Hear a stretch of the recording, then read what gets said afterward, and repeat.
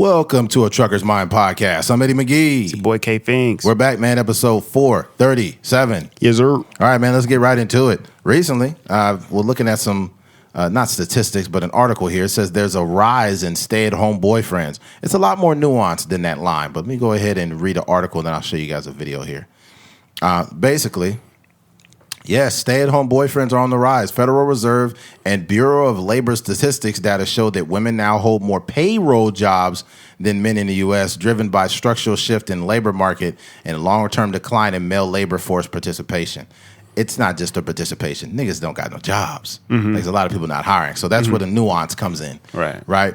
However, I'll say this. There was a lot of women that seen this and said, oh, my God, I could never, I'll never take care of a man, this and that. Let me be clear when I say this.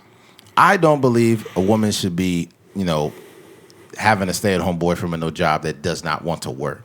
However, it's kind of crazy when the roles start to shift a little bit, isn't it? Mm-hmm. Right? Did you tell him to make you a sandwich? Is that what you've been telling him? Mm-hmm. Right? Did you tell him he better get in bed and get naked? Is that what you were telling him? Mm-hmm. Huh? So you wonder, what type of masculine traits some women can take on when they are the primary, caretaker or the primary financial option in the household. Mm-hmm. Yeah, I could see it, man. But the thing about it here too is, there's just a lot more. So shifting workforce, women have gained the vast majority of recent job additions, particularly in growing in service-oriented sectors like healthcare and education. Higher education gap, women now earn a larger scale of college and advanced degrees, increasing their relative earning potential. Economic logic, when a female partner earns significantly more, couples often find it makes financial sense for the lower earning male partners to manage domestic duties rather than spend low-wage income on commuting and outsourcing. I'm going to tell you this. There is nothing, I don't have any, and there was a woman that said on here, I forgot her name, but she basically said that, 9 out of 10 men are intimidated by women that make more money than them. I just think that's a bullshit. That's anecdotal. However, now there is some men that can be intimidated, but that's an anecdotal statement she made. I've dealt with chicks that made more than me. I didn't give a fuck. I'm still a man. I'm the one with the penis here. There's only one penis in this relationship. All right. But I just don't believe in the idea of, since you make more than me, that I'm just going to stay at home. Fuck that. I'm working regardless. Yeah. Regardless. I'm working and I'm contributing simply because I understand sometimes how women could either be perceived by their peer group, like, you just let him stay at home, he doesn't do anything. I don't want outside conversations to be impacting how we run things in the fucking house. Because that could happen. Mm-hmm. They're like, does he do anything besides stay at the home? Is he just making sandwiches? You need to get a man with more money than that. That's how these conversations start to come. Mm-hmm. Here's a clip from, I think it's the Today Show talking about this. White girl named Elsa. Tragic trend for some women. The rise of the stay-at-home boyfriend. What? That's what I said. No, yes, not real. More and more, due to changing economic factors, Gen Z women are financially supporting the men in their life. Federal Reserve data show over the last 12 months, the number of jobs held by men fell by 142,000. Women gained 298,000 jobs. Indeed's hiring lab found 1.2 million jobs were added between February 2024 and February 2026, and 2/3 of those jobs went to women. So if you listen to Destiny's Child, ladies, leave your man at home. Probably because he can't afford a night out. Because there's also the old school, ain't nothing going on but the rent. Got to have the J-O-B if you want to be with it's me. It's a no for me, dog. It's so hard out here. Is it hard? You are a beautiful, successful woman. Single woman. Because, you know what I have found? And don't send me. All right. What you take from that is you clearly see there's a decrease in the jobs for men. But she said, I ain't staying with no man with no job. You just seen the reason why. What are we talking about? Yeah. But to each his own, or her own, I guess.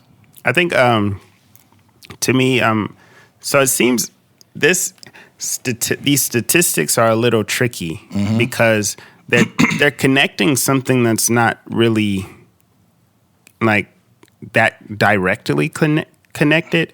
They're they're speaking about these relationships when the real statistics are essentially pointing to the fact that more women are getting jobs and less men are getting jobs as compared to the year before. So it just seems like they just threw them into a relationship. They do have this statistic on here that says that men now make up 18% of all stay-at-home parents. That's a low number. Where I don't really know where that's pulled from, but they said Gen Z, but you took the overall, right? No, it's the same. It's this. I don't know if it's Gen Z. I think this is. Yeah, it might just be. That's what she said. She said Gen Z. Yeah, but it's from the same. It's from the same headline, basically. Oh, okay. All the stats are from the same. That's very low.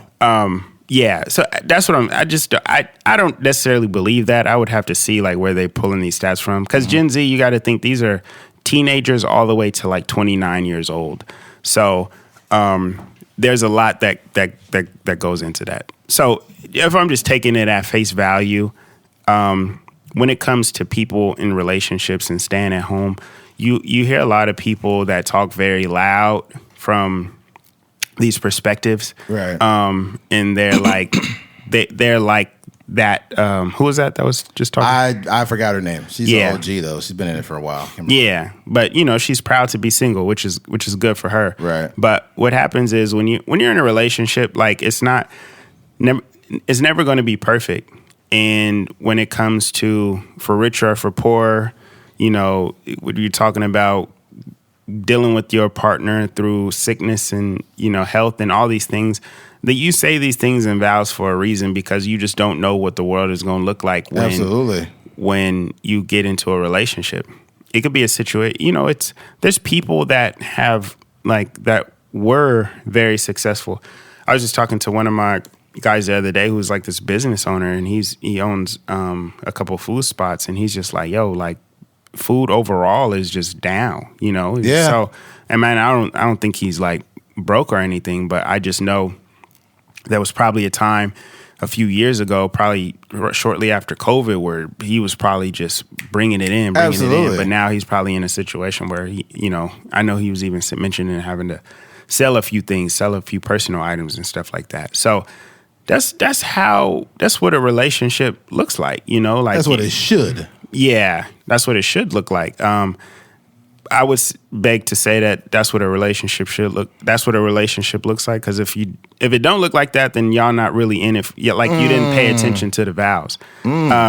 But yeah, so there's going to be a time where no matter how successful you are, I mentioned a business owner. There's a situation where whatever career there was, depending on the economy.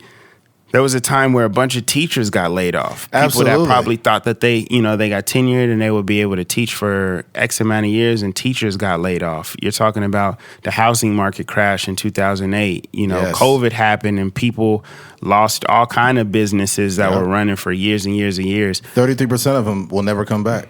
Yeah, and you're talking about Amazon and Walmart taking, brick and mortars out of the runnings and stuff like that. So it's just many situations where people are going to be in financial hardships. Mm-hmm. So it's going to be up to the person that, does have a working job or is able to bring in some money to kind of handle the bulk of the bills and stuff like that. I will say, like you said, it's not by choice. I think the average person wants to have a job and they want to be able to provide for their partner and stuff like that. But that's my perspective as a person that's married. It's not going to be perfect. And I think it's your job to try to be able to handle, the bills in a relationship if your partner does fall on hard times. I would just hope that if I was to get married and I fall on a hard time, that I wouldn't be judged as like some person that's like a loser. Because if you meet me and I'm up, right? I'm doing great. I could afford everything. Mm-hmm. And all of a sudden I can't afford everything. And then you get bent out of shape because I can't afford anything. Are you really being a wife at that point? Mm-hmm. Like, I'm not saying I need you to, save the world. But in this moment when I'm having, some financial issues, I mean, come on. Am I not allowed to be human at that point? Right.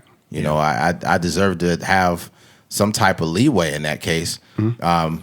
And I would hope you would have my back. But it's a lot of times where, like, if a woman's paying all the bills and it's been like that for a while and you guys had these arrangements, because I've listened to a lot of podcasts where a guy was like, hey, I was with my wife for this long.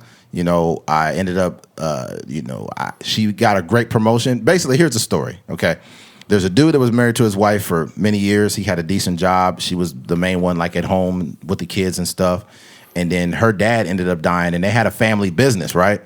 And when the dad passed away, they had the option of selling the business off. The mom and the wife had the option of selling it off or taking it over.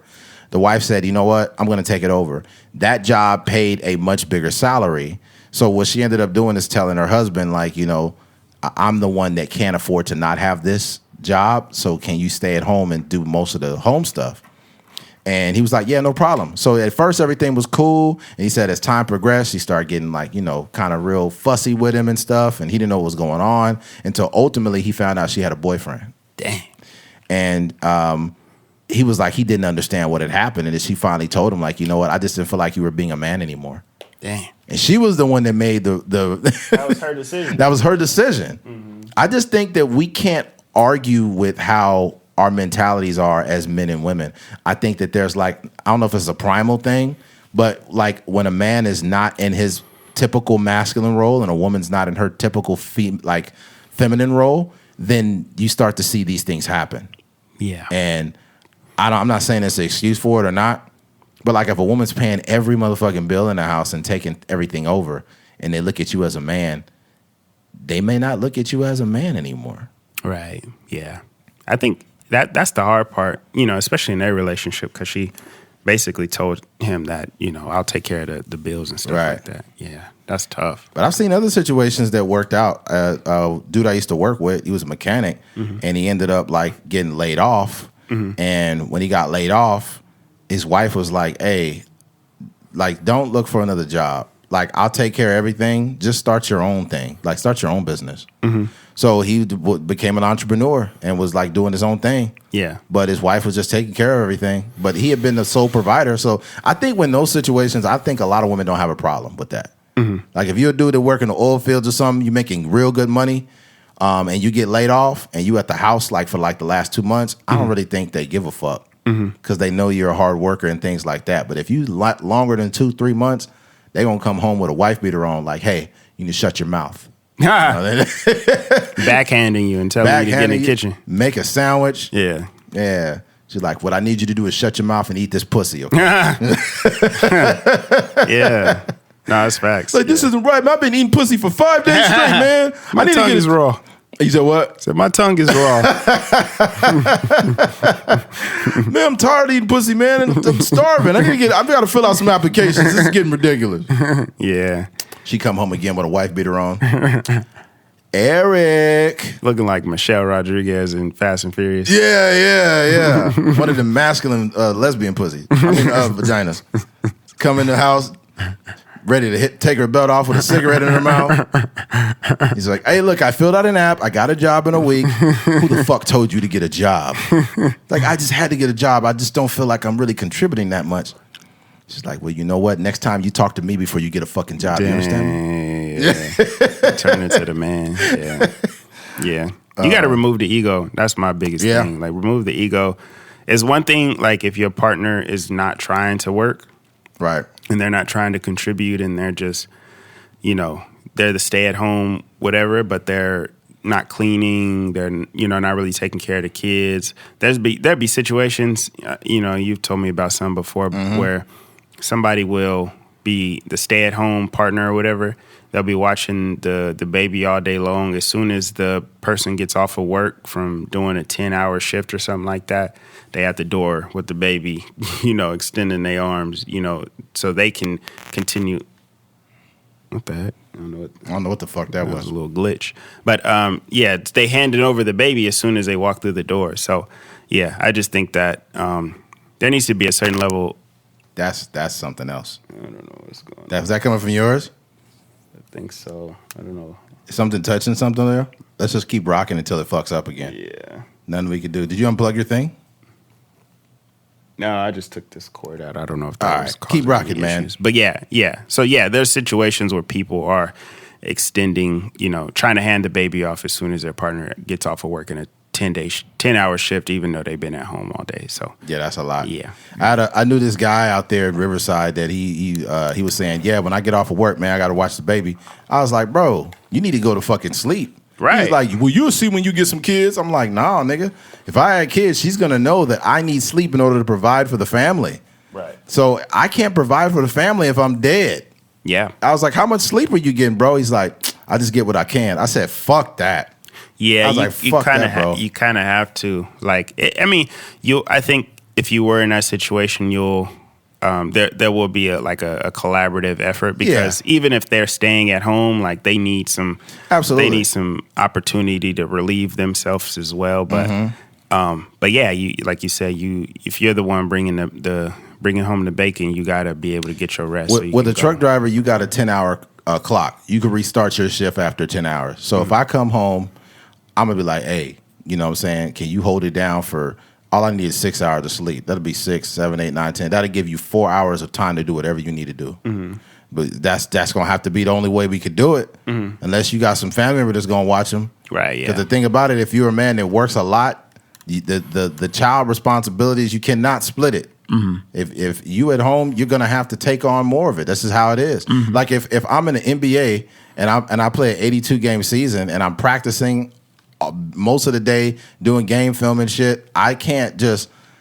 An NBA player might be able to have the kids maybe 25% of the time. Yeah, the workload is never even. I know, like even. if you're in the NBA, you can kind of create a lifestyle that's like semi like you present, but yeah, for the most part, you're not gonna be there. Yeah, you got to have these conversations before, like, hey, look, I'm in the NBA, or I'm working in the oil fields, whatever I'm doing. And the thing about it is this is how it's gonna be. If we move forward with having a kid, just know that I'm not gonna be the guy that's bearing most of the responsibility. That's gonna be on you. I'll help you out however I can. But if the roles switched, I would have all her motherfucking laundry folded. I would have her car detailed, clean, inside and out. I'd have the shit done around the house. The yard would get cut, everything. And then when she get home, I'll be ready to eat some pussy. She got to get in the shower. She walked through the door. You got to get in the shower first. That's funny. Oh, man. Yeah. All right. I think we've exhausted this conversation. Let's go ahead and move on to the next. Switching gears. Perez Hilton. I know you guys have heard that name before. This guy has been in the middle of a lot of shit over the years, but he just had a self-harm video that he put. That was on TikTok, right? Yeah, he went live. He went live on TikTok, and he was cutting the shit out of himself, which is absolutely insane. But a lot of people don't feel the empathy that most people would feel for somebody doing self-harm. This guy's been involved in a lot of shit over the years. So we go ahead and read this here. Perez Hilton hospitalized in serious but stable condition and will need surgery, family says. Perez Hilton is a serious condition in Florida hospital on Saturday after he live streamed what appeared to be self-harm from his Miami area home Tuesday night. His family said in the statement, the blogger known for celebrity news and criticism, celebrity gossip, let's fix that, has been stabilized, but his injuries will require surgery. The family said on Hilton's website he experienced significant blood loss and sustained additional injuries that would require surgery for the next coming days. It said his treatment and recovery will be a long process. The video appeared to show Hilton, 48, whose real name is Mario Lavandera, covered in blood with visible cuts holding what appeared to be a knife. The Miami-Dade sheriff once said it responded to the home on reports of the person live streaming acts of self-harm Tuesday. They safely recovered the person who was hospitalized. The office said earlier a statement that named Hilton. It says, TikTok took down a live stream after automated moderation systems flagged it. A company spokesperson said, however, a moderator error caused a delay in a live stream being removed. And spokesperson said, yeah, they definitely had it up because somebody was shopping this shit around. Yeah. Okay, now this is, before I go into all this here, I'll read the scandals that he was involved in. Celebrity gossip Perez Hilton built his early career on aggressive Hollywood gossip, online bullying, and outing public figures. His most prominent controversy spanned 2 decades of internet culture, culminating in a severe mental health crisis and hospitalization in August this month. The video report covers the details surrounding Perez Hilton's recent emergency and hospitalization. But this is what he's done over the years, especially in the 2000s. During the mid-2000s peak of his site, Hilton routinely outed closeted celebrities, including Lance Bass and Clay Aiken, and was labeled the most hated man in Hollywood for posting malicious nicknames, cruel commentary, and digital altered, often degrading photos of young female stars. Miley Cyrus' upskirt photo in 2010, Hilton posted a link to an underage 17-year-old Miley Cyrus that purported to show her without underwear, sparking massive backlash and questions of legality regarding minor imagery before later backtracking and leaking alternate photos. So this guy, you don't have to feel bad for him. You don't have to feel bad for him, okay? Also, 2010 rebrand following the intense public backlash, particularly after public conversations surrounding teen suicides tied to the anti-LGBT bullying. Hilton publicly claimed to renounce his malicious blogging style and transition into focus on pop culture commentary and parenting. The only issue with making those transitions is the deed is already done. Right. That's your brand. The blood is already on your hands. And I think the crazy thing about it is, it's no different than Wendy Williams when she had that weird mental breakdown. Nobody gave a fuck about that. Like, oh my God, is Wendy okay? No, nobody cares. You literally were talking about Method Man's wife when she was battling cancer. You also mentioned that you had sex with Method Man while his wife was like, this is the thing. This is why it's hard for you to have empathy with certain people's problems because all they've done is perpetuate like a lot of the shit that they deal with. Yeah. And a lot of it is projection. When you're a horrible, miserable person, you will do things like this and call it news. I think that maybe part of it, especially being in that world, he was famous by way of talking about famous people, not because he was like super talented at singing or acting. There you go. Making music or whatever. He was just, he had that name, he had his blog and the news sources he had. He just took advantage of that. So maybe there's a world where he's jealous of, a lot of these celebrities. Like, why can't I be like that? Why can't I be this handsome or whatever the case may be? So it might be that. It might be like, this person is super famous, but I'm going to bring them down. Like, they're up here, they're on this high horse, but I'm going to bring them down by outing them for their sexuality or, just cheating scandals or whatever the case may be. So it could be that as well. Yeah, and here's another thing too. Just to mention the type of people we're dealing with. In January 2021, Wendy Williams claimed during a radio interview with DJ Sus One that she had a one-night stand with Wu-Tang Clan star Method Man in the 1990s, alleging she smoked a blunt with him while giving him a bath. The history and fallout from these comments involve several key elements. The allegation Wendy stated she hooked up happened after a club fight broke out and she took the rapper back to her place. She remarked that he may deny it and claimed he was still angry with her. Like, why the fuck are you talking about that? Yeah. If it happened, it happened. I've never felt the need to kiss and tell or be like, oh yeah, I used to fuck that chick back in college. Why is that even relevant? That's weird. It's just because you were a fire starter. That's what you are. And people don't respect that. And then she also mentioned the whole cancer thing. Method Man's wife, Tamika Smith, said she and Wendy Williams have a long-standing feud that escalated in 2006 when Williams publicly and without permission revealed Smith's private breast cancer diagnosis on the radio, and again in 2021 when Williams claimed she had a past one-night stand with Method Man. So she's mentioning people's cancer diagnosis. And it's like when she had that mental breakdown, I was like, all right, whatever. I don't wish bad on people like that, but I don't give a fuck about them. Now, there's a person, I'm not going to say who this person is, but this person is causing chaos all over the world, right? And if that person fell dead today, I wouldn't give a fuck. Why? It's very simple. Right? It's very, very simple. I will not mourn this person. I will not say anything about it. In fact, it'd be hard for me. I would have to mention it on the podcast. Yeah. Right? But then we will move on and talk about, maybe the new burger that came out at Burger King or something after that. Right. Yeah. I wouldn't waste too much time on it. Yeah. I think it's okay to keep the same energy. Yeah, 100%. And for me, that looks like just kind of remaining neutral. Yeah, I just don't think somebody, these are not that I'm affected personally, but when you just look at the way the world works, a lot of this stuff is like when Neil Patrick Harris, he had went on a podcast and he mentioned how, and I believe this, I'm just kind of going off my memory, but he was telling a story about how he wasn't necessarily like in the closet, but he was just kind of like moving about Hollywood. It just wasn't open to the world, if that makes sense. Like he would show up, a lot of people knew he was dating this person, and he would show up to set on his at his jobs and stuff with the person. It's just like when he hit the red carpet, he would go down, and then the guy would walk behind the carpet or whatever, and then they would meet inside the business.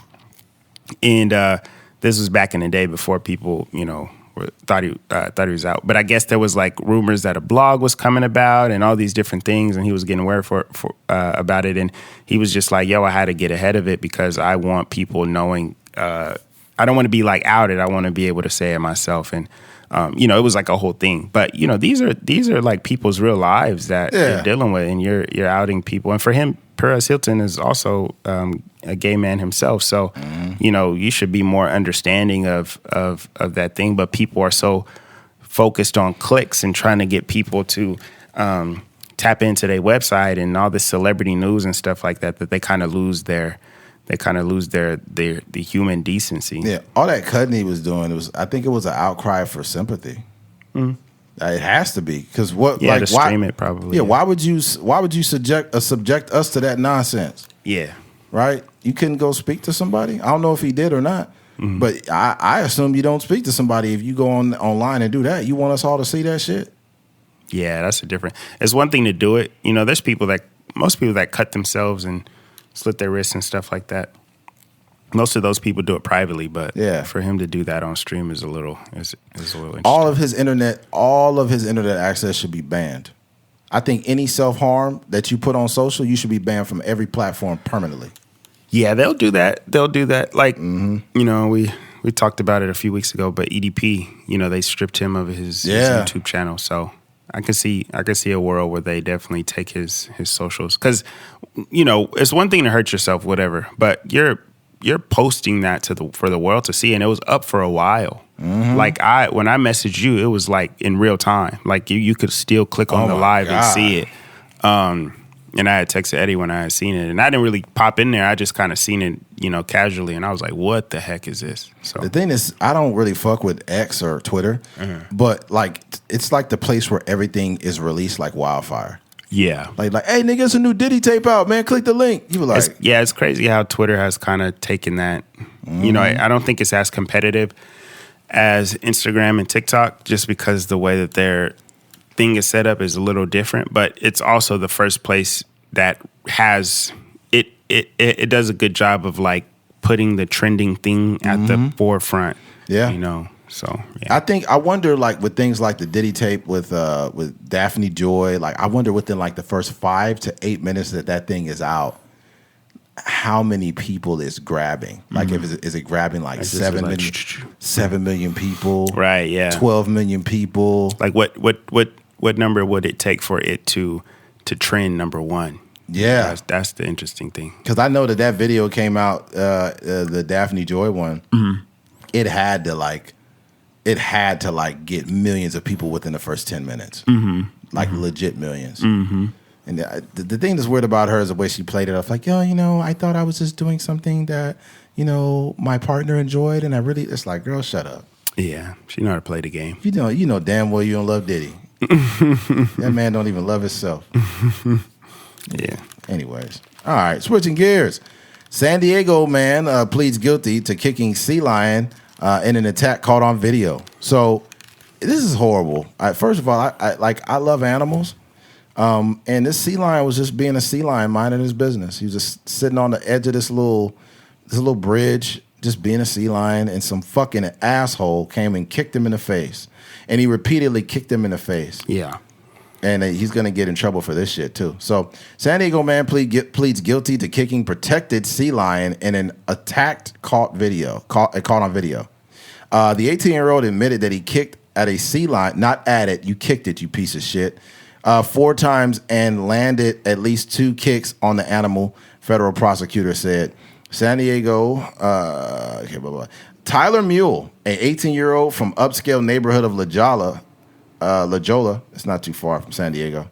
La Jolla. La Jolla, is that what it is? La Jolla pleaded guilty Thursday to violating the Marine Mammal Protection Act when he repeatedly kicked the animal as it tried to get away on July 22nd at La Jolla Cove Beach. U.S. Attorney Adam Gordon said in a statement. The video, which went viral, shows Mule throwing kicks at the sea lion that was sitting on the seawall, as at least one person could be heard laughing in the background. Mule follows. Whoever's holding that fucking video needs to be in prison, too. Yeah. You're holding it laughing. You guys are both sick fuckers. An accomplice. Yeah, you're an accomplice, man. And y'all think this shit funny, kicking a sea lion that's minding his business, you pussy. Mm-hmm. Mule follows the sea lion, throwing more kicks at it as it tries to scoot away before the video ends. Mm-hmm. What an asshole, man. They say Mule admitted that he kicked the sea lion 4 times and that landed at least 2 kicks. As a part of his plea, Mule also acknowledged that the video capturing the attack was a fair and accurate recording of what occurred. No shit, you dipshit. That's what's on the fucking video. Yeah, we've seen it. We've seen it. The National Oceanic and Atmospheric Admiration Guidelines say people should stay at least 50 feet, 15 meters away from sea lions, seals, and other species protected by the Marine Mammal Protection Act. Initially, striking or kicking a marine mammal is not only illegal, it is dangerous for the well-being of the animal, said Eric Morgan, an official of the NOAA Fisheries Office and Law Enforcement West Coast Division, which has investigated the case. Let me tell you something. Anybody that openly hurts animals, punches them, grabs them, kicks them, I question you, man.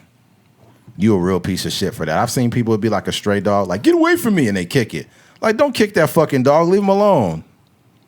That's why if you ever see a stray dog, like for me, it's almost like dogs have like an attraction to me, bro. Like, I'll be out in places and I'll see a dog like, hey, buddy. Mm-hmm. And the dog will like kind of come up a little bit. Mm-hmm. And I'm like, you want a snack? If I got like a granola bar or some shit around or some water, I give the dog some water, a granola bar, and give him a couple pets on the head. Mm-hmm. And it's always like a cool interaction. But at first you notice the dog is kind of nervous. Yeah. And I think that nervousness comes from the inability to trust a lot of humans. Mm-hmm. People are fucked up, man. They got bad lives, and then they take it out on animals. They either abuse the animal 2 ways. They either physically hurt animals, or they like just keep the dog on a chain out in the back and they never walk the dog. They don't give the dog no attention, nothing. Mm-hmm. It's like, man, y'all cold-blooded for that. Yeah. I think that this is like, I have a soft spot in my heart when it comes to animals, especially wild animals. I would say more specifically wild animals, because domesticated animals, they have their own plight, but wild animals for sure, they have their own ecosystem and structure for their lives, and that sea lion was just up there probably just trying to, you know what I'm saying, catch a breeze or something like that, and then you have this freaking bozo coming over and kicking him, and you can see the sea lion kind of running away, and it's like they're kind of helpless. They don't have, you know, the right, you know, maybe in the water they can handle their own, but you know, when they're on land and we're on 2 feet, and you know the sea lion's trying to get away, it just can't do much in terms of moving around on land. So it's very sad to see. But this is the reason why, like, the fact that there is a organization that protects sea mammals is kind of crazy, right? Yeah, because you would think that humans would just have the decency to just mind a business. But because there are people walking around here like that, like, you have to have laws in place, you know, to prevent people from poaching them or trying to kill them or trying to sell them on the black market or whatever, or kicking them for no good apparent reason. So, you know, it's not the same as, like, you know, the way they treat people that have like domestic violence allegations and pedophilia and stuff like that. Yeah, but wow. I do wish there was a world where he would go in there and then, you know, somebody that Big Bubba that love animals would go in there and handle this dude. He'd be like, you son of a bitch. And like, I hate niggers, but I love sea lions. Nah, it'll be okay. Now, I seen them mention. They said it was in danger. It says not all sea lions are in danger, but some specific types are.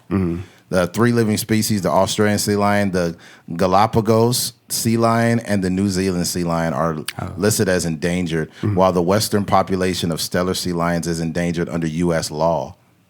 Other species like the California sea lion are stable. So it's like they're out here, you know, and they look like really cool. They look like sea puppies. Yeah. You know what I mean? Yeah. So imagine if you had a puppy out there, and it didn't look like a full-grown sea lion. It looked like it was like maybe not a baby, but like, you know, maybe like a junior high sea lion. Yeah. You know what I'm saying? And it was confused. The first kick, the sea lion was like, and then when he kicked the sea lion was like, and the sea lion was like crying, getting away. Yeah. I'm like, oh man, that made me so fucking mad. That's sad. That made me so mad, bro. That's so sad. If I seen that motherfucker doing that, bro, and I was out there, I'd be like, hey, how old are you? And he'd be like, I'm 18. I would have slapped the shit out of him. Yeah, got to. You got to make sure you ask for the age, you know, how old the kid is first. It's like, I'm 18, man. Bam! I would have slapped the shit out. I would have made sure the sea lion seen me slapping the shit out of you. Yeah. I think that'll get trust back in animals. If you hurt, animals see things, trust me, they process things. Yeah. Just like we see animals go off on other animals that attack humans. I seen this one dog attack a man, and then the other dog came. I think it was 2 dogs. The dog like flipped on the owner, and the other dog started fucking that dog up. It was like, like, what are you doing? And animals have the ability to comprehend what's going on. Yeah. They can process the situation. They can process it. So when the sea lion sees me slapping you, he's like, okay, they're not all bad. Yeah. You'll see a lot of times like when I don't know what their job would be, marine biologist or whatever it is, when they go out there and, you know, the turtle that got like the soda things wrapped around their neck or something. Oh man, cut it off. the worst one is when they got the straw in their nose. The straw in the nose. I remember that one. That was very bad. Yeah. But yeah, you'll see those ones, and you know they'd be so happy afterwards, and then they just kind of run off into the ocean. So yeah. There's definitely good people out there. I think that this person makes all human beings look bad, but I hope he gets every ounce of. If I'm the judge, I'm giving him the maximum. Not no community. I will probably give him community service because that will help him understand like why he needs to be more kind to animals. But yeah, he gonna get a full year or whatever that maximum sentence is, and then he gonna get some community service after that. Yeah, the freaking turtle that got the straw stuck in his nose. Oh, that was horrible to watch. It made me mad at humans, just the way they're so wasteful. Yeah, and it's just so ridiculous. But when they was taking the straw, it's like the straw had merged into his nose. Yeah. And it got hard. And when they finally pulled it out, the turtle was like, I was like, oh my God. Yeah. Like, that was freaking terrible. I'm pretty sure that video is somewhere, dude. But yeah, you can still find that. That was a throwback. Yeah. Let me see. Turtle with straw in his nose. I just remember they were pulling it super hard. Like they had to yank that thing out, basically. That. Oh, this is when they got it out. There was a little piece that still stayed in at the end. Oh, that shit was deep. Woo. Yeah, I'm looking at. Oh, yeah, that's bad. They put the sound over it because they didn't want to hear the turtle going. 10 years ago, a different video went viral showing researchers pulling a plastic straw from a turtle's nose. This became a symbol of the single-use plastics pollution problem. This next one is an alternative you'll find at many Gulf Coast restaurants. PHA, and this is from biomass, not petroleum-based plastic, but it doesn't break down. She looked like a mad scientist. She looked like a mad lesbian scientist. It's crazy. The way her hair is set up, she looked like Ellen. She looked crazy. Anyways, but yeah, you get my point. But they use like pliers or something. Or what do you call it? Like tweezers or like needle nose pliers, and they put it in the nose hole. And when they finally got it out, then the turtle had a little blood coming out his nose. I was like, oh my God, this is terrible. Yeah. That's tough. And you imagine, and what's crazy about like you ever see when they get like barnacles off of the turtle? Yeah. Like scraping it off. They scraping off these barnacles, and like afterwards you could tell like the turtle is relieved. Like they was getting the barnacles off, like scraping it, and the turtle was like, And they pull. I know one guy that does like crabs. he'll just go and then he'll pick up the crab and clean it all up and stuff like that, and then he'll throw it back in the ocean. And the crabs be chill at the end. At first, they be nervous, and then at the end, this is the one I seen. He'll cut the barnacles, and then he'll put a fish in their hand. Oh yeah. Yeah, put a fish in their hand. Feed them real good, send them off. Yeah, send them off, and they'll be like, you imagine when the crab gets to the bottom or the lobster, they'll be like, nigga, you never guess what happened. Nigga, I got a shower. Nigga was rubbing my back. This nigga rubbed the barnacles off me, man. Oh, man. He's like, yeah, man, this white man grabbed me and pulled the barnacles off me, man. Hey, white people ain't that bad. It's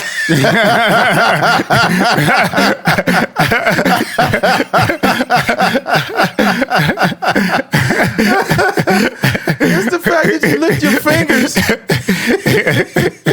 Oh, they got his claws. Oh, that's crazy. Oh, man. Oh, dang, man. Yeah, they do the crabs. They get the barnacles off, the turtles. But bro, the scariest ones are those. You ever seen them big ass snapping turtles? Yeah. Oh boy, I don't think they have those in the ocean. I think those are more like you might see those in the Everglades. I think. But they had a snapping turtle that the dude said, right here, and this is some redneck dude. Country, like, yeah, he's like, all right, what we got here is a snapping turtle. These things here, you don't want them by your face. They'll get you. Right? And the snapping turtle that he was holding, it was fucking huge, by the way. Yeah. He was holding it, and he had some big gloves on. And the snapping turtle reached back with his neck to bite him like, gong! And he missed. And he's like, whoop, almost got me there, buddy. Yeah, these snapping turtles ain't no joke. And the way he got the snapping turtle was so dangerous. Yeah, the way he picked it up. Yeah, so basically what he did is he jumped into like this lake or whatever, right? He seen the snapping turtle like in the water, jumped in the water, got behind the snapping turtle, and picked it up. And was like, woo, we got a live one here. Yeah. I'm like, oh my God. Yeah, them mugs is huge. They're huge. They'll bite. If they went to like snap on your finger, they will completely detach it from the bone. Yeah. They'll bite through your finger and take it off. Yeah. It's like, oh my goodness. That's wild, bro. You see some of those guys get injured. He said, right here, back in 1998, you got the tip of my finger and bit it off. You know, I learned my lesson from then, so I grabbed him. Like, nigga, no, you shouldn't be grabbing them no more. You got to let it go. Yeah, you got to let it go, man. Your snapping turtle days are over, buddy. Yeah. Some people they just, it's just part of the game, man. It just comes with the territory. They look at it as like a war wound. Yes. Yeah, it kind of reminds me of freaking Steve Irwin. I bet you if he was alive, let's say he came back, like, and they asked him a question about how he died. He's like, honestly, it's not a problem. I mean, crikey, he was going to get me anyway. Yeah. So what's the big deal? You know? Yeah. He's like, I have no problem with the stingray, and the stingray took him out, which is crazy. The big old what do you call that? It's like a big not metal. It's like it's literally a stingray, and it's like a bone that's super sharp, and it went straight through his chest, dude. Yeah. That's got to be painful. Yeah, man. How did Steve Irwin die? I want to be accurate. Steve Irwin died on September 4, 2006 at age 44 after a short-tailed stingray sharp barb pierced his heart while he was snorkeling in shallow waters at Bat Reef on coast of Port Douglas, Australia. He was filming an underwater segment when the freak accident occurred. They got that on footage. Yeah. On camera, I mean. Before they got it, he's like, crikey! And that was the end of that. Rest in peace, Steve Irwin. Yeah. His kids his son passed away the same way. What? Not literally the same way, but his son passed away as well, yeah. How long ago was that? I'm trying to remember. This was like last year. Steve Irwin's son, Robert Irwin, born December 2003. He was only 2 years old when his father passed away. Today, Irwin is carrying his father's legacy as a wildlife conservationist, zookeeper. He frequently works. No, don't say he died. He got multiple kids. I think one of them passed away. What? Let's see. I'm pretty sure I remember seeing that. This nigga keeps just killing niggas. Yeah, Robert Irwin is alive. You might be thinking of his father, Steve. Yeah, so his kids aren't dead. Hold on. I thought I seen something like that. Nah, I'm looking here. It's not saying. Oh, dang. Well, hopefully. He's not dead, Keith. My apologies. Yeah, Keith would just show up to the podcast like, man, Ice Cube got hit by a car, man. You like, what? Mm-hmm. You imagine Ice Cube getting hit by a bus? Yay! Boom! We be clubbing. We be bussing. All right, let's switch gears. Switching gears. This is a horrible story. A boy ends his life after chatting with an AI chatbot. So this is his mother speaking about what happened here. His mother's account of what she encountered. When I sat him down to tell him that he would be going to therapy, what I said to him was, baby, it's not normal for a teenage boy not to want to do anything. Some of what you're experiencing is normal, but it's not normal for a teenage boy not to want to do anything, and you're not talking to us, so we have to get somebody else involved. We need some help. So I went through therapy, and a few months later, he was gone. After he died, I started looking in the devices for any kind of information that I could find.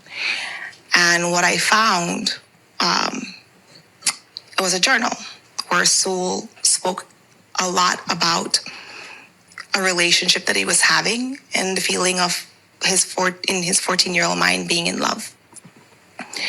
But to my surprise, it wasn't love with a girl at school or somebody at church. It was with an AI companion chatbot modeled after the Game of Thrones character Daenerys Targaryen. When I sat him down to tell him that is fucking crazy. Before we go there, so what happened is his son got death rolled by a 14-foot crocodile. You just heard the word death and just took off on it. Yeah, so he's basically lying underneath the 700-pound crocodile. Yeah, this was back in May of this year. So goddamn, super recent. Yeah, he's still alive. Shout out to him. Okay, all right. Well, glad he's here. Yes, sir. Yeah, the connection between AI and people, this is super dangerous. I think that there's a new loneliness epidemic that's hitting mainly men, but I think men need to understand that there's nothing that's going to come. There's nothing that can compete with being with women in real life. And if you want to be around women in real life, you need to consider your situation. If you're like socially awkward or you're not very attractive or whatever it is, you need to work on building your attributes in order to be around real women. And it may sound unfair, like, oh, well, why do I have to look better? Why do I have to do? You need to. So you can be happy with yourself. Mm-hmm. Why would you be mad that women don't want you when you're not happy about yourself? You need to improve self to feel better about yourself so you could go out into the world and be like, hey, I want to actually meet real women. Mm-hmm. It's absolutely insane that like either there's internet bullying where people are taking their lives or an AI chatbot where they're doing it. There's nothing online that should result in you taking your life. Nothing. Mm-hmm. There's nothing online that should merit you wanting to end your life. And unfortunately, we just seen this shit here. Yeah, I think those are tough, man. I think because I can see, not necessarily that I understand why you would revert to like some artificial relationship, but there are times when you coming up and you might be trying to talk to a girl or whatever, and that she may not be as into you as you are into her, and you just trying to figure out life from that standpoint. I couldn't imagine myself just being like, man, I ain't talking to no girls. I'm about to go holler at this AI avatar looking woman. Yeah, I just think, like you said, I think we need to bring an emphasis back on human to human interaction, and there is that rejection is part of the maturation process. You getting rejected, or you asking a girl out, or a girl not responding to your text, or whatever the case may be, is just part of what it takes for you to like develop your communication skills with the opposite sex, or maybe the same sex.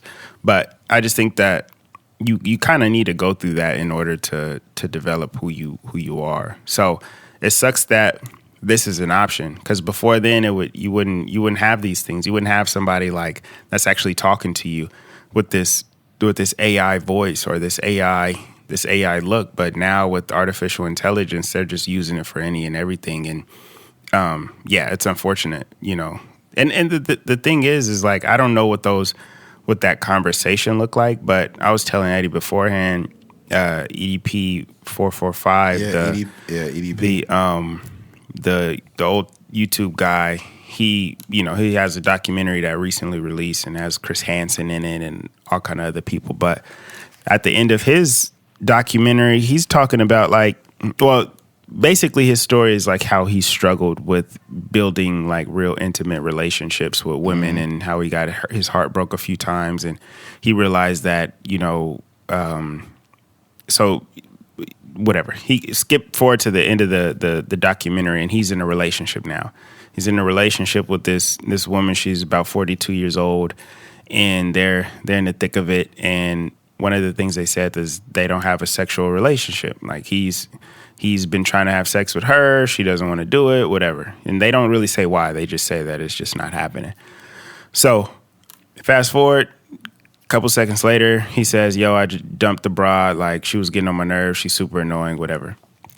And then he's like, you know what? Now I'm in a relationship with this AI, avatar or whatever. And we've been going strong ever since. And he's like really calling it a relationship.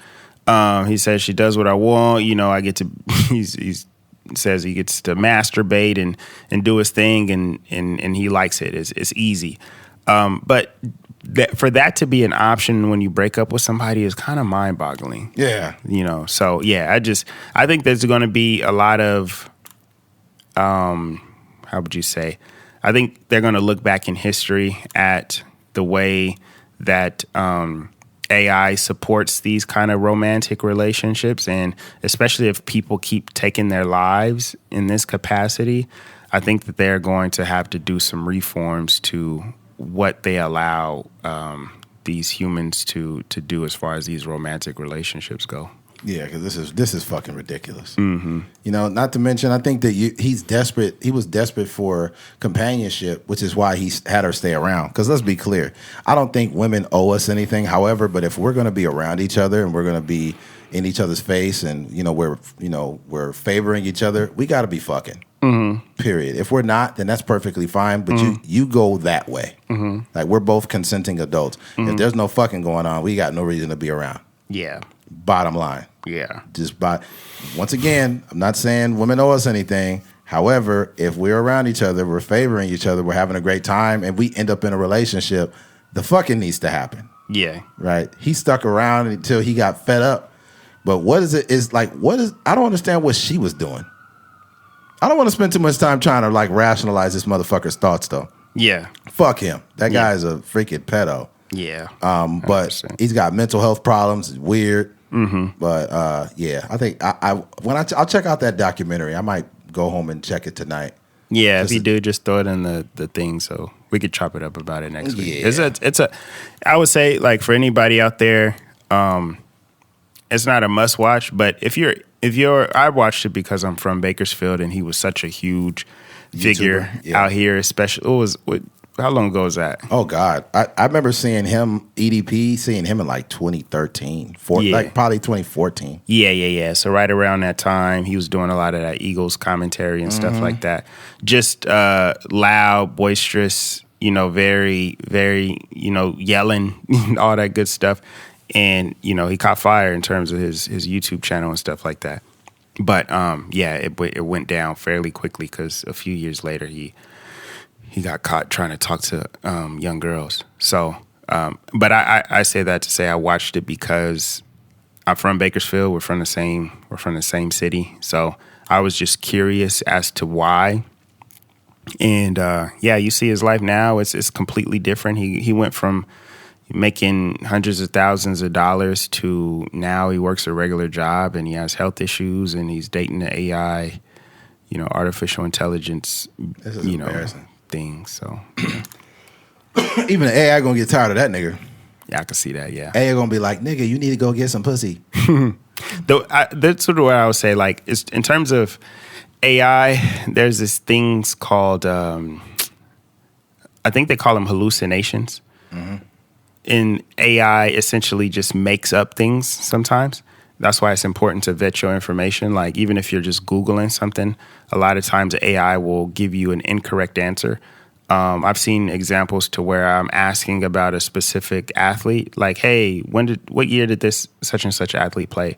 And they'll be like, this person did not play on did not play at Michigan State, or it's literally just making up stuff. So I think that when it comes to these people or this AI pushing someone to commit suicide, a lot of times it's like validating, that's kind of like the default. It validates your thoughts. You could say the wildest stuff, like, man, I don't know, my wife getting on my nerves. She 120 pounds, but she need to lose a little bit more weight. And the AI would be like, yeah, I can completely understand why you would say that, because sometimes 120 pounds, depending on the figure, could look like, and you're just like, no, like you AI needs to be able to push back sometimes. So yeah. I can see why, or potentially if there was a situation where somebody is like curious about, suicide, that it could kind of give them that little nudge. So I feel like somebody got to be responsible for that, So yeah, absolutely. Well, oh God, this AI chatbot. We gonna have to stop communicating with robots, please. All right, switching gears. More mortgages tied to lower income Americans becoming 90 or more days late past due on their mortgage. So this is scary, man. There's a lot of people out there that, they simply don't have it. More mortgages tied to lower income Americans become 90 or more days past due. See where rates are rising. Washington mortgage is entering serious delinquency and returning to levels seen in a decade ago, with lower income homeowners experiencing the highest delinquency rates, according to data from Federal Reserve Bank of New York. Overall, mortgages continue to perform well by historical standards and have risen recently, only after reach artificial low levels during the pandemic. The FRBNY provides a snapshot of trends in household borrowing and indebtedness across mortgages, student loans, credit cards, and other loans every 3 months. From October to December, about 1.4% of mortgages become 90 or more days past due. Americans earning less than $58,000 had the highest delinquency rate among all income groups, with 3% of mortgage transitioning to serious delinquency. Of course, if you make they're not making enough money. No, there you go. There you go. You're making $58,000 in this economy. That's not going to get you far, man. Right. Not at all. And mind you, that's like before taxes. So if you're making that, buddy, good luck. Right. If you made $58,000 in like 1998, like maybe even in 2005, I'm gonna say no. I'm gonna say if you made $58,000 all the way up to about 2017, 16, then you would still be okay. But nigga, now, nope. Yeah, it's not enough. Nope. It's not enough bread. No, it's not enough bread, man. Need some more carbs. Yeah, that ain't gonna cut it. I feel horrible for people. I feel like Americans deserve a bailout. We bail out all these huge companies and these conglomerates. Like, we need the American people to get bailed out and say, hey, we forgive those fucking 90-day delinquencies. We can start fresh. We'll go ahead and we will just waive those 90 days. If I became president, I would want to be like, hey, for anybody that is 90 days or more in the loan, it will be forgiven. Yeah. Right? Going forward, though, you'll have to make your payments on time, but we're going to forgive those 90 days of payments, and it will not count against your balance either. I feel like that's something Americans can thrive off of. Right. And I feel like we need to do a great reset. Like, we need to do a reset of credit. We need to do a reset of loans. We need to do a reset of everything. But the problem with, like, student loans and credit and all of that is these industries are built to literally it's a powerhouse as far as making money. And if we reset all the debt, that means those companies all go out of business. Yes. But I'd rather all those companies go down the fucking toilet than Americans to continue to suffer. My support is always with the people, never the government. Yeah. I guess, yeah, like those big banks and stuff like that. Yeah, they're bailing out Ford and all these other people. So I would be interested to hear from an economist to say, like, what would happen if we did basically wipe everybody's debt away, because I can see it having like a negative effect, just because I don't know, just because it's all connected in some capacity.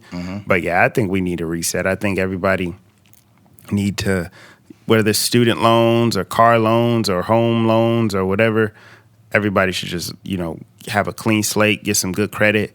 And then I will say that I know even with that, there are going to be people that revert back to being in debt and having low credit scores. But there are some people that have really good intentions. They just have dug themselves in a hole, and they don't have the ability to kind of get out of their own way.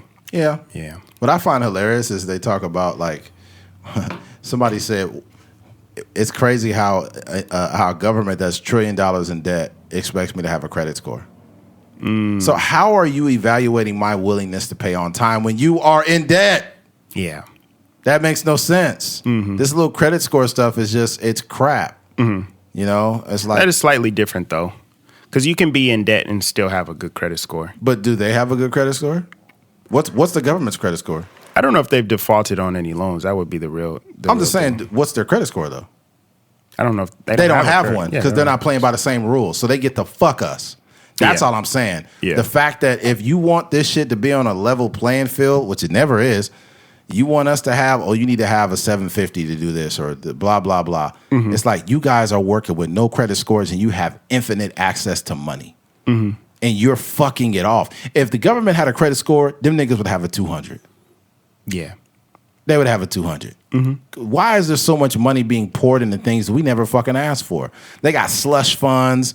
They're trying to pay people from January 6th. Them niggas is criminals. They should be paying us money. Yeah. Like, what are we talking about? Like, they get to do anything they want with money. You got niggas like Brett Favre, like, doing fraud to have a soccer stadium built.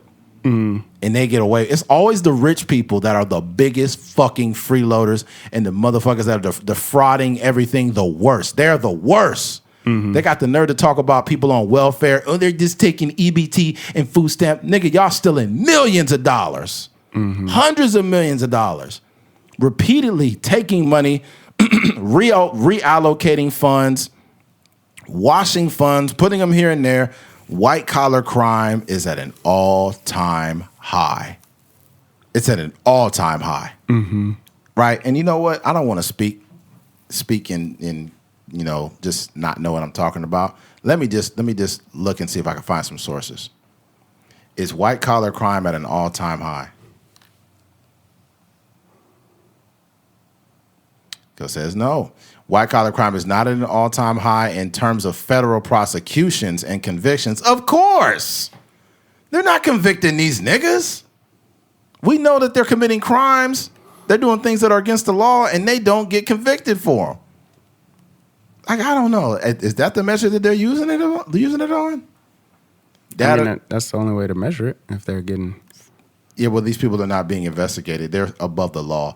Data tracking organizations like the Transactional Records Access Clearinghouse show that federal white-collar prosecutions and convictions have experienced a multi-decade downward trend, hitting historic lows despite shifts towards digital and cyber-enabled financial fraud. Man, there's more fraud going on now than any motherfucking time. I just don't have the analytics to hand you, but that is how I feel. I mean, doing the eyeball test, we got a situation where people are paying $100,000 a month to get early access to information from the motherfucking president. And you mean to tell me there's not no motherfucking white collar crime going on? That's crazy. That's crazy. Anyways, I don't want to go run my mouth too much on the political side. That's something we just trying to get away from here. Anything else on the mortgages, dude? Nah. All right, let's move on. Switching gears, DHS is supposed to get shock gloves. So the Department of Homeland Security, The Department of Homeland Security, DHS, plans to spend up to $20 million to equip Immigration and Customs Enforcement, ICE, officers with shock gloves, electric shock gloves by March 2027. The proposal is drawing strong criticism from civil rights groups and lawmakers over potential use of force concerns. What the gloves are. Named the glove generational low output voltage emitter and made by compliant technologies, these items function as a standard patrol glove until a wrist button is pressed. The They deliver an electric shock directly through skin contact to induce temporary pain, compliance operating similarity to a taser, but without the projectile tongs.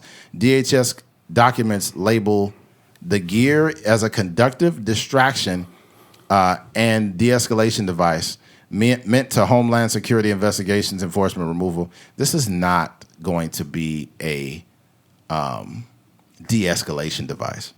If you're shocking me with gloves, nigga, then you've completely escalated the situation. Yeah. Not to mention the amount of people who have died and the way they have died. Why are we giving these motherfuckers? They spending $20 million on gloves and they still ain't got body cams. What the fuck are they doing, man? Mm-hmm. You spending $20 million to shock niggas with gloves and you still ain't got a body cam. You get to say whatever you want and make up a lie on me. Hey, well, he was trying to hit me with this car, so I shocked him with my gloves. Bitch, where's the footage? The fuck are we talking about? Yeah, you don't got no evidence. No evidence. Mm-hmm. So if I had the same gloves and I shocked you back, now I'm still in trouble. Mm-hmm. He took my gloves and shocked me back. Yeah. We had to deport him. It's like, nigga, what? Now I'm deported. Nigga, I'm in somewhere in Malaysia. You know what I'm saying? Because you said I shocked you with gloves. I feel like black people, if they deport us, nigga, they going to send us somewhere where we ain't got no roots. They going to send us to the freaking Philippines, nigga. They going to send us to the... Taiwan. Yeah, Taiwan. As soon as they deport us to Taiwan, Kobe! Like, I am not Kobe. Jordan! It's Jordan! Jordan, sign my card, Jordan. Hey, love you, Ivy, love you! It's like, oh, man. I should have never used them shot gloves on this thing. I'm sorry. Ever since they deported me from using them shot gloves, I've been signing autographs all day. That's my funny. Goodness. People following you around. Yeah, this is just insane, man. You know what, though? I think the great thing about the whole landscape of what's happening in America, this is a perfect history lesson of why certain people should never obtain power, because we are learning in real time what happens when you allow the ineptitude of a person to take over the whole motherfucking country. Niggas with shot gloves on. People can't afford stuff, but we could afford shot gloves. You got people getting shot and lied on. You got Alex Preddy getting blasted for having a gun on him. It was his Second Amendment right, and he wasn't using it on nobody. This shit is the biggest history lesson outside of chattel slavery in American history, because we're learning in real time what it looks like to have a morally bankrupt society, and it's getting more and more and more real. You know, motherfucking data centers popping up everywhere all of a sudden. Flock cameras popping up. Some of these things have been around, but they've been expedited since this motherfucker got in there. Right? So you be like, oh, the things are great. America, we're still... No, stop sucking dick. That's what you need to stop doing. Once you see a man is leading you in the wrong direction, you need to get off the boat. You're going to be on the wrong side of history, man. The wrong side. You know what I'm saying? And that's not on... I'm not on some fucking hardcore liberal shit. I'm just in general. Because I wasn't a fan of all that money going to Ukraine when Biden was in office. Yeah. I wasn't a fan of that shit. I'm like, I mean, instead of Ukraine, USA could use some of that bread. Yeah. When are these niggas giving us anything? During COVID. What did they give us? PPP loans. No. I'm not talking about the people. When are these other countries giving us anything? Oh, the countries? Yeah, I don't know. Motherfuckers ain't gave us shit. Never got none from none of them. Are we supposed to be doing so great that we don't get anything from anybody? Is that what it is? Is that the narrative that they painted? Like, last time I checked, Freedom didn't pay my motherfucking bills. Nigga, run me a check. Yeah. Matter of fact, send me some electric gloves while you at it. Yeah. At least let me get my own pair. What the fuck are we talking about? Crazy, man. Yeah. I don't really have much to say about it. I think that the electric gloves, they just wasting money. It's all good, Keith, until one of your students shock you with them gloves. That'd be the end of them. I wish a student would.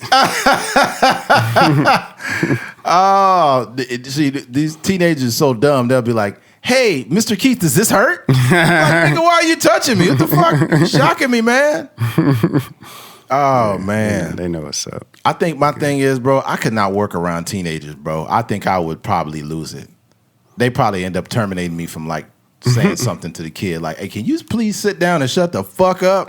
It's not that bad. I mean, it may not be that bad, but I think there's some students out there that really could push your buttons. Because I went to school with some dudes or some people in general that used to just like substitute teachers come in, and they would drive them crazy. Substitutes, you're gonna have it hard. You're gonna have a hard time because you don't have a relationship with the kids, especially at certain schools. Some of the schools they just got some bad kids there. But once you in it, you develop relationships with the kids and you just treat them with respect and you have your rules and procedures. It's pretty smooth. I remember I had a substitute teacher. It was my senior year at BHS.